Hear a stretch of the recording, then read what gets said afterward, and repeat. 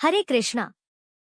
कार्तिक शुक्ल चतुर्दशी के पावन दिन को वैष्णवों में बैकुंठ चतुर्दशी और शैवों में हरिहर मिलन के नाम से बड़े आदर और उल्लास के साथ मनाया जाता है।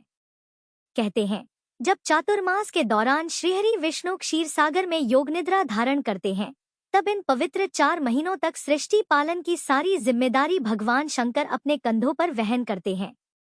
और इसी दिव्य तिथि पर भगवान शिव पुनः सृष्टि का भार श्रीहरि को सौंपकर बैकुंठ धाम में उनसे मिलन करने पहुंचते हैं। इसीलिए इस दिन को हरि और हर के पवित्र मिलन का दिन कहा गया है। यह दिवस देवों की एकता, प्रेम, शांति, कर्तव्य, दया और पूर्ण समर्पण की अद्भुत प्रेरणा लेकर आता है। पुराणों में यह भी मिलता है कि जो भक्त बैकुंठ चतुर्दशी की कथा श्रद्धा भाव से सुनता या सुनाता है, उसके 7 जन्मों के पाप नष्ट हो जाते हैं और उसके लिए बैकुंठ लोक के द्वार स्वयं खुल जाते हैं। प्रार्थना श्री हरि विष्णु के चरणों में। हे प्रभु श्रीहरि, हरिहर मिलन के इस मंगलोत्सव पर हम अपने भीतर छिपे अहंकार, क्रोध, मोह, वासना और भ्रम को आपके पवित्र चरणों में समर्पित करते हैं। हमारी आत्मा में भक्ति, सेवा भाव और सत्य के प्रकाश को सदैव प्रज्वलित रखें। हम पर अपनी दिव्य कृपा वर्षा बनाए रखें प्रभु। प्रार्थना भगवान भोलेनाथ को नमन।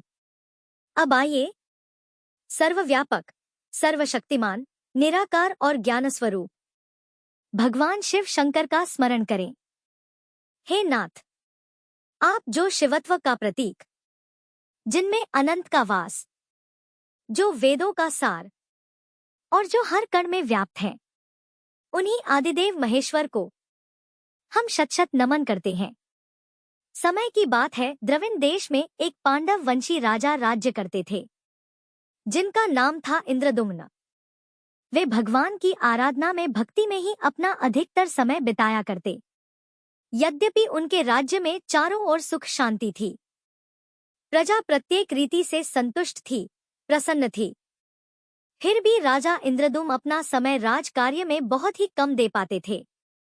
उनका कहना था कि भगवान विष्णु ही मेरे राज्य की व्यवस्था करते हैं, इसलिए वे अपने इष्ट परम प्रभु की उपासना में ही सदा लीन रहा करते थे। राजा इंद्रदुम्न के मन में आराध्य आराधना की लालसा बढ़ती ही चली गई। इस कारण एक बार वे राज्य को त्याग कर मलय पर्वत पर रहने लगे। तब उन्होंने अपना वेश तपस्वियों जैसा बना लिया। सिर के बाल बढ़कर जटा के रूप में हो गए थे और वे निरंतर परब्रह्म परमात्मा की आराधना में तल्लीन रहते। उनके मन और प्राण भी श्री हरि के चरण कमलों में मधुकर बने रहते। इसके अलावा उन्हें जगत की कोई भी वस्तु नहीं सुहाती थी।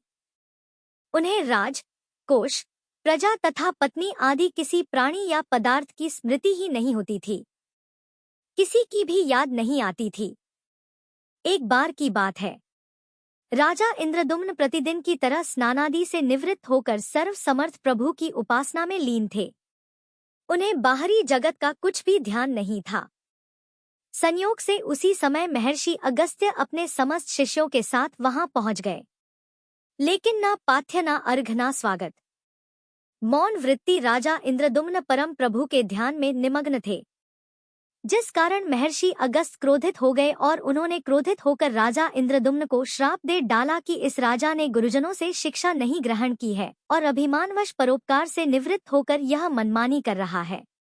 ऋषियों का अपमान करने वाला यह राजा हाथी के समान जड़ बुद्धि है, इसलिए इसे घोर अज्ञानमय हाथी की योनि प्राप्त हो।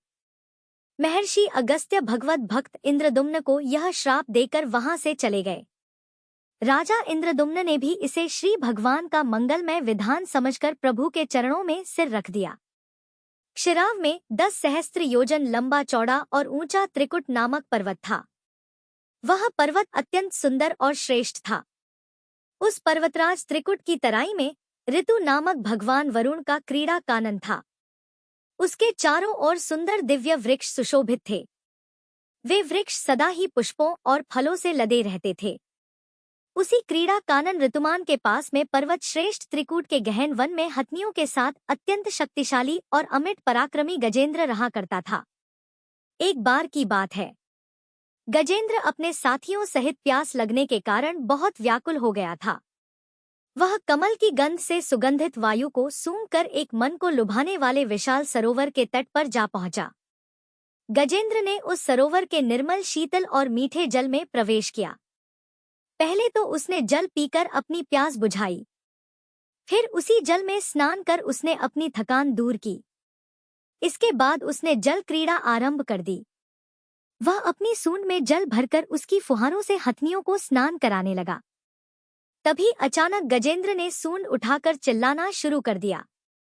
पता नहीं किधर से एक मगर ने आकर उस गजेंद्र का पैर पकड़ लिया था।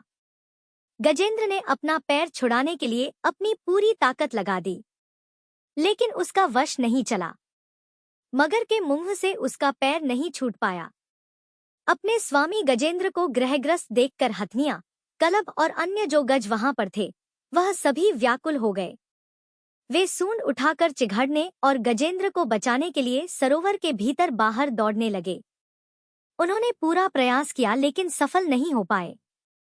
वस्तुतः महर्षि अगस्त के श्राप से राजा इंद्रदुम्नि ही गजेंद्र हो गए थे और गंधर्व श्रेष्ठ हु महर्षि देवल के श्राप से ग्रह हो गए थे। वे भी अत्यंत पराक्रमी थे। दोनों के बीच इस प्रकार संघर्ष चलता रहा।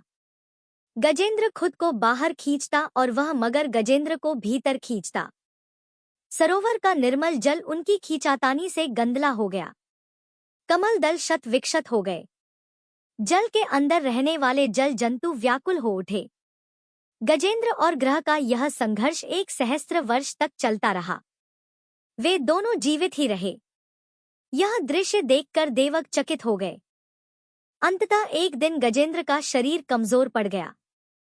उसके शरीर में शक्ति और मन में उत्साह नहीं रहा, किंतु जलचर होने के कारण ग्रह की शक्ति में कोई कमी ही नहीं आई। उसकी शक्ति बल्कि और बढ़ गई। वह नवीन उत्साह से और अधिक ताकत लगाकर गजेंद्र को पानी के अंदर खींचने लगा। असमर्थ गजेंद्र के प्राण अब संकट में पड़ गए। उसकी शक्ति और पराक्रम का अहंकार चूर-चूर हो गया। वह पूरी तरह से निराश हो गया। किंतु पूर्व जन्म की निरंतर भगवत आराधना के फल स्वरूप उसे भगवान की स्मृति हो आई। उसने निश्चय किया कि मैं कराल काल के भय से चराचर प्राणियों के शरण्य सर्व समर्थ प्रभु की शरण ग्रहण करता हूँ। इस निश्चय के साथ ही गजेंद्र मन को एकाग्र कर पूर्व जन्म में सीखे श्रेष्ठ स्तोत्र द्वारा परम प्रभु की स्तुति करने लगा। गजेंद्र की स्तुति सुनकर सर्वात्मा सर्वदेव रूप भगवान विष्णु प्रकट हो गए। गजेंद्र को पीड़ित देखकर भगवान विष्णु गरुड़ पर आरूढ़ होकर अत्यंत तेजी से उस सरोवर के तट पर जा पहुंचे। जब जीवन से निराश और पीड़ा से छटपटाते गजेंद्र ने हाथ में चक्र लिए गरुड़ पर विराजमान भगवान विष्णु को तीव्रता से अपनी ओर आते देखा तो उसने कमल का एक सुंदर पुष्प अपनी सूंड में लेकर ऊपर उठाया और बड़े कष्ट से कहा, नारायण हे जगतगुरु हे भगवान, आपको नमस्कार है। गजेंद्र को इस प्रकार पीड़ित देखकर भगवान विष्णु गरुड़ की पीठ से कूद पड़े और गजेंद्र के साथ उस ग्रह अर्थात मगरमच्छ को भी सरोवर से बाहर खींच लाए और तुरंत ही अपने तीक्ष्ण चक्र से ग्रह का मुंह फाड़कर गजेंद्र को मुक्त कर दिया। ब्रह्मादि देवक भी श्री हरि की प्रशंसा करते हुए उनके ऊपर स्वर्गिक पुष्पों की वर्षा करने लगे। सिद्ध और ऋषि महर्षि परब्रह्म भगवान विष्णु का गुणगान करने लगे, जय जयकार करने लगे। ग्रह दिव्य शरीरधारी हो गया। उसने श्री विष्णु के चरणों में सिर रखकर प्रणाम किया और भगवान विष्णु के गुणों की प्रशंसा करने लगा। भगवान विष्णु के मंगलमय वरद हस्त के स्पर्श से पाप मुक्त होकर अभिशप्त हुँ गंधर्व ने प्रभु की परिक्रमा की और उनके त्रैलोक्य वंदित चरण कमलों में प्रणाम कर वह अपने लोक को चला गया। भगवान विष्णु ने गजेंद्र का उद्धार कर उसे अपना पार्षद बना लिया। गंधर्व सिद्ध और देवग उनकी लीला का गान करने लगे। गजेंद्र की स्तुति से प्रसन्न होकर भगवान विष्णु ने सबके समक्ष कहा, प्यारे गजेंद्र, जो लोग ब्रह्मा मुहूर्त में उठकर तुम्हारी की हुई स्तुति से मेरा स्तवन करेंगे, उन्हें मैं मृत्यु के समय निर्मल बुद्धि का दान करूंगा। ऐसा कहकर भगवान विष्णु ने पार्षद रूप में गजेंद्र को साथ लिया और गरुड़ पर आरूढ़ होकर वे अपने दिव्य धाम को चले गए। पौराणिक कथाओं के अनुसार एक बार भगवान विष्णु ने काशी में भगवान शिव को 1000 स्वर्ण कमल के पुष्प अर्पित करने का संकल्प लिया था। भगवान शिव ने श्री विष्णु जी की परीक्षा लेने के लिए अर्पित किए गए सभी पुष्पों में से एक स्वर्ण पुष्प कम कर दिया। ऐसे में भगवान श्री हरि ने विचार किया कि महादेव के पूजन की पूर्ति के लिए 1000 कमल के पुष्प कैसे अर्पित करें। इसके बाद भगवान ने सोचा कि मेरे नेत्र भी तो कमल के ही समान है, मुझे कमल नयन और पुंडरीकाक्ष कहा जाता है। यह विचार कर भगवान विष्णु ने अपने कमल समान एक नेत्र को भगवान शिव को अर्पण करना चाहा और भगवान विष्णु की इस अगाध भक्ति से प्रसन्न होकर देवाधिदेव महादेव तुरंत प्रकट होकर बोले, हे श्री विष्णु, आपके समान संसार में दूसरा कोई मेरा भक्त नहीं है। और आज की यह कार्तिक शुक्ल चतुर्दशी अब से वैकुंठ चतुर्दशी कहलाएगी और इस दिन व्रत पूर्वक जो पहले आपका पूजन करेगा उसे बैकुंठ लोक की प्राप्ति होगी। वैसे तो चतुर्दशी तिथि भोलेनाथ को समर्पित है, लेकिन भगवान विष्णु की भक्ति से प्रसन्न होकर भगवान ने कार्तिक शुक्ला चतुर्दशी को भगवान विष्णु को अर्पित कर दिया और भगवान शिव ने इसी बैकुंठ चतुर्दशी के दिन भगवान श्री विष्णु को करोड़ों सूर्यों की कांति के समान वाला ओजस्वी सुदर्शन चक्र प्रदान किया और श्री विष्णु से कहा कि इस दिन सभी के लिए वैकुंठ के द्वार खुले रहेंगे। मृत्यु लोक में रहने वाला कोई भी व्यक्ति यदि इस व्रत को करेगा तो वह पृथ्वी लोक के सभी सुखों को भोग कर बैकुंठ धाम को प्राप्त करेगा। वैकुंठ चतुर्दशी की एक प्राचीन लोक कथा के अनुसार एक बार एक बूढ़ी माई थी। उनके पास एक बछड़ी थी जिसका नाम उन्होंने उर्णी कपूर रखा था। कार्तिक के महीने में बूढ़ी माई पुष्कर नहाने निकली तो पड़ोसन से कहने लगी कि मैं तो जा रही हूँ स्नान करने, पीछे तुम मेरी उर्नी कपूरनी का ध्यान रखना। उन्हें समय पर चारा डालना और पानी का कुंडा भरकर उसके पास रख देना। पड़ोसन रोज चारा डालती और पानी का कुंडा भरकर रख देती। एक दिन पड़ोसन को ध्यान नहीं रहा और वह उर्नी कपूर को चारा डालना भूल गई। उधर उर्नी कपूर को जब भूख लगी तो वह चारा ढूंढते ढूंढते पानी के कुंड में गिर पड़ी। गिरते ही उसका स्नान हो गया, भूखों मरती के वास हो गया और पानी के कुंडे में डूबने के कारण वह मर भी गई। उस दिन बैकुंठ चौदस थी तो वह बैकुंठ में गई। इधर बूढ़ी माई पुष्कर स्नान करके वापस आई तो पड़ोसन से पूछा, बहन मेरी उर्नी कपूरनी कहाँ है? पड़ोसन बोली, बूढ़ी माई वो तो मर गई। बूढ़ी माई ने पूछा, उसने कितनी कार्तिक नहाई? पड़ोसन बोली, ज्यादा तो नहीं, बस सिर्फ एक वैकुंठ चौदस ही नहाई। वैकुंठ चौदस के पुण्य से उर्नी कपूर ने अगले जन्म में राजा के घर में जन्म लिया। इसलिए महीना भर जो ना नहा सके वह कार्तिक चौदस को जरूर स्नान ध्यान करके व्रत करें।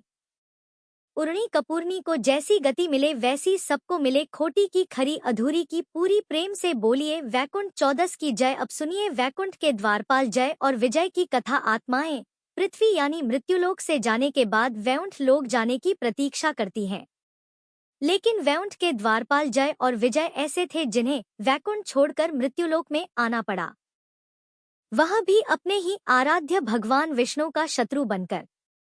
आखिर ऐसा क्यों हुआ और मृत्यु लोक पर आकर उन्होंने क्या किया? चलिए जानते हैं इस कथा में। श्रीमद् भागवत पुराण के अनुसार जय और विजय भगवान विष्णु के प्रिय सेवक थे और बैकुंठ धाम के प्रवेश द्वार की रक्षा करते थे।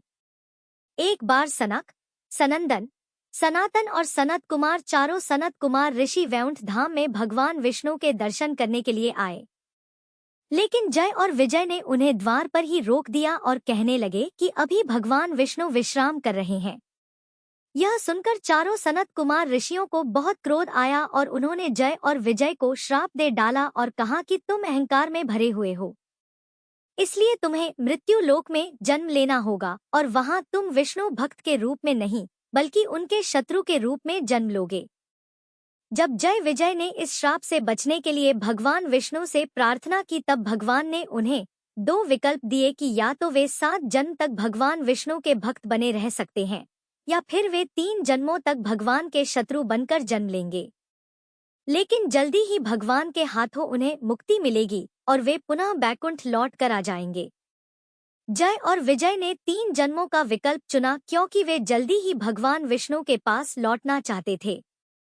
जय और विजय के 3 राक्षसी जन्म में पहले जन्म में सतयुग में जय हिरण्याक्ष बने, जिन्हें भगवान विष्णु ने वराह अवतार में मार डाला और विजय हिरण्यकश्यपु बने।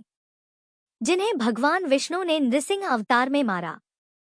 दूसरे जन्म में त्रेता युग में जय रावण बने, जिन्हें भगवान विष्णु ने श्री राम अवतार में मारा। जबकि विजय कुंभकर्ण बने, जो श्री राम के ही हाथों मारे गए। तीसरे जन्म में द्वापर युग में जय शिशुपाल बने, जिन्हें भगवान विष्णु ने श्री कृष्ण अवतार धारण करके मारा।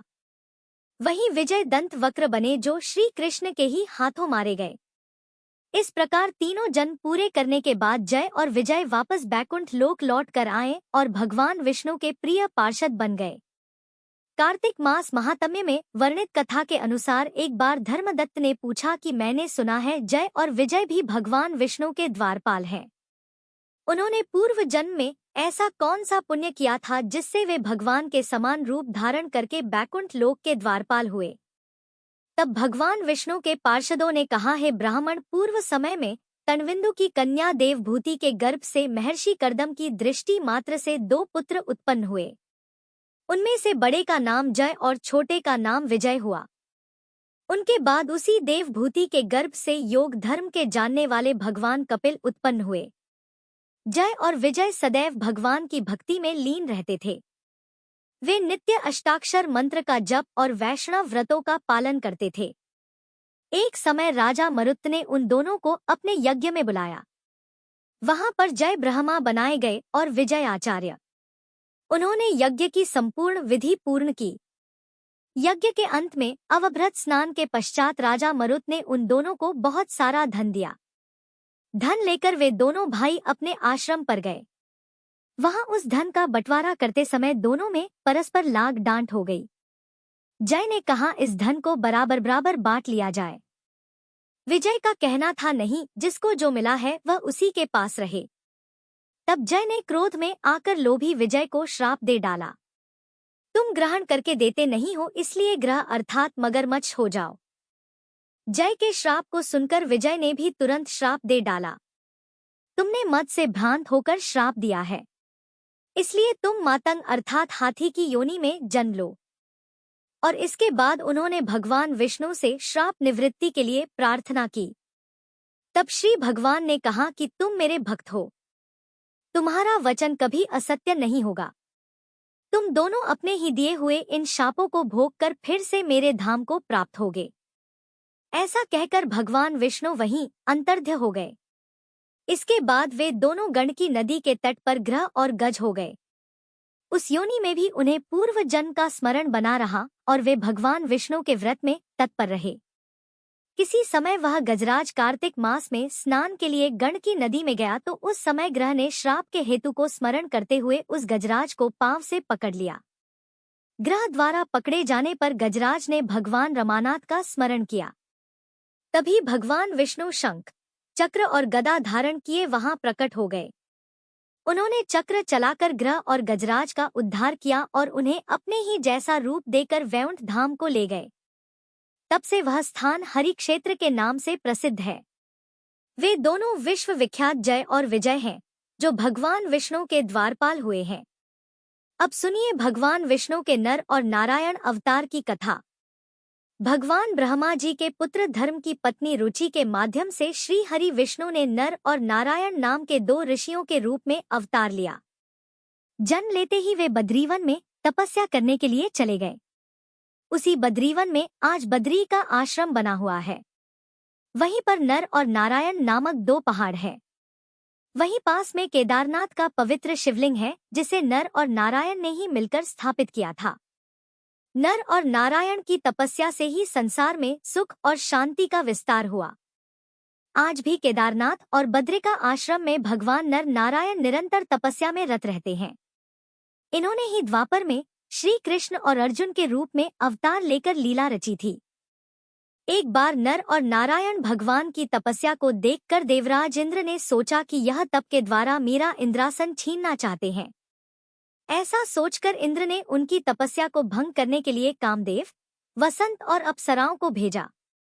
उन्होंने जाकर भगवान नर नारायण को अपनी तरह तरह की कलाओं के द्वारा तपस्या भंग करने का प्रयास किया, किंतु उनके ऊपर कामदेव और उनके सहयोगियों का कोई भी प्रभाव नहीं हुआ। कामदेव, वसंत और अप्सराएं श्राप के भय से थरथर कांपने लगे। तब उनकी यह दशा देखकर भगवान नर और नारायण ने कहा, तुम लोग डरो मत। हम प्रेम और प्रसन्नता से तुम लोगों का स्वागत करते हैं। भगवान नर और नारायण की अभय देने वाली वाणी को सुनकर काम अपने सहयोगियों के साथ अत्यंत लज्जित हुआ। उसने भगवान नर और नारायण की स्तुति करते हुए कहा, प्रभु आप निर्विकार परम तत्व हैं। बड़े बड़े आत्मज्ञानी पुरुष आपके चरण कमलों की सेवा के प्रभाव से काम विजय हो जाते हैं। हमारे ऊपर आप सदैव अपनी कृपा दृष्टि बनाए रखें। हमारी आपसे यही प्रार्थना है। आप देवाधिदेव श्री विष्णु हैं। आपको हमारा बारंबार प्रणाम है। कामदेव की स्तुति सुनकर भगवान नर नारायण प्रसन्न हुए और उन्होंने अपनी योगमाया के द्वारा एक अद्भुत लीला दिखाई। सभी लोगों ने देखा कि सुंदर सुंदर नारियां नर और नारायण भगवान की सेवा में लीन है। नर नारायण भगवान ने कहा कि तुम इन स्त्रियों में से किसी एक को मांगकर स्वर्ग में ले जा सकते हो। वह स्वर्ग के लिए भूषण स्वरूप होगी। उनकी आज्ञा मानकर कामदेव ने अप्सराओं में सर्वश्रेष्ठ अप्सरा उर्वशी को लेकर स्वर्ग के लिए प्रस्थान किया। उसने फिर देव सभा में जाकर भगवान नर और नारायण की अतुलित महिमा के बारे में सबसे कहा, जिसे सुनकर देवराज इंद्र आश्चर्यचकित और भयभीत हो गए। देवराज को श्री नर और नारायण के प्रति अपनी दुर्भावना और अपनी दुष्कृति पर बहुत पश्चाताप हुआ। महाभारत के अनुसार केदार और बद्रीवन में नर नारायण नाम के दो भाइयों ने घोर तपस्या की थी। इसलिए यह स्थान मूलतः इन दो ऋषियों का स्थान है। दोनों ने केदारनाथ में शिवलिंग और बद्रिका आश्रम में श्री विष्णु भगवान के विग्रह रूप की स्थापना की थी। केदारेश्वर ज्योतिर्लिंग की उत्पत्ति की कथा शिव पुराण में तब आती है जब नर नारायण शिव की आराधना कर रहे होते हैं। भगवान शिव की प्रार्थना करते हुए दोनों कहते हैं कि हे शिव आप हमारी पूजा ग्रहण करें। नर और नारायण के पूजा आग्रह पर भगवान शिव स्वयं उस पार्थिव लिंग में आते हैं। इस तरह पार्थिव लिंग के पूजन में समय गुजरता जाता है। एक दिन भगवान शिव प्रसन्न होते हैं और नर और नारायण के सामने प्रकट होकर कहते हैं कि वे उनकी आराधना से अत्यंत प्रसन्न हैं, इसलिए वर मांगे। तब नर और नारायण कहते हैं, हे प्रभु अगर आप प्रसन्न हैं तो लोक कल्याण के लिए कुछ कीजिए। भगवान शिव कहते हैं कि कहो क्या कहना चाहते हो। तब नर और नारायण ने कहा कि जिस पार्थिव लिंग में हमने आपकी पूजा की है उस लिंग में आप स्वयं निवास कीजिए ताकि आपके दर्शन मात्र से लोगों का कष्ट दूर हो सके। दोनों भाइयों के अनुरोध पर भगवान शिव और अधिक प्रसन्न हो जाते हैं और केदारनाथ के इस तीर्थ में केदारेश्वर ज्योतिर्लिंग के रूप में निवास करने लगते हैं। इस तरह केदारेश्वर ज्योतिर्लिंग की उत्पत्ति होती है। यह थी बैकुंठ चतुर्दशी पर सुनी जाने वाली प्रेरणादायक कथाएं। इस पावन अवसर पर श्री सत्यनारायण भगवान की कथा का श्रवण भी अत्यंत शुभ माना गया है। उसकी वीडियो हमारे चैनल पर उपलब्ध है, आप चाहें तो वहां जाकर उसे सुन सकते हैं। जय श्री हरि। जय हर हर महादेव।